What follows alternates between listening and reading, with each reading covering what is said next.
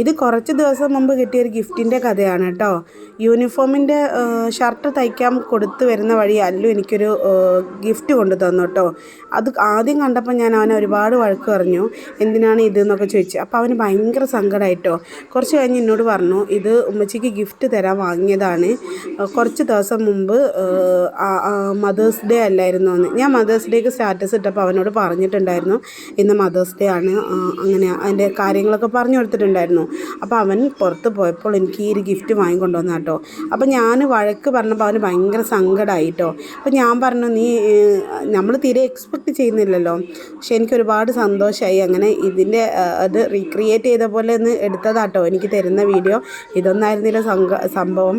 നല്ല സങ്കടം കരച്ചിലൊക്കെ ആയിരുന്നു കേട്ടോ. ഞാൻ ചീത്ത പറഞ്ഞപ്പം നമ്മൾ എക്സ്പെക്റ്റ് ചെയ്യാത്തൊരു സംഭവമാണല്ലോ. അപ്പം ഒരുപാട് സന്തോഷമുണ്ട് എൻ്റെ മോൻ ഇങ്ങനെ ഒരു ഗിഫ്റ്റ് തന്നതിന്. മദേഴ്സ് ഡേ കഴിഞ്ഞിട്ട് കുറേ ദിവസമായി ഓരോ തിരക്കുകൾ കണ്ടാണ് വീഡിയോ പോസ്റ്റ് ചെയ്യാൻ പറ്റാത്തത്. അപ്പോൾ ഓക്കെ, ബൈ.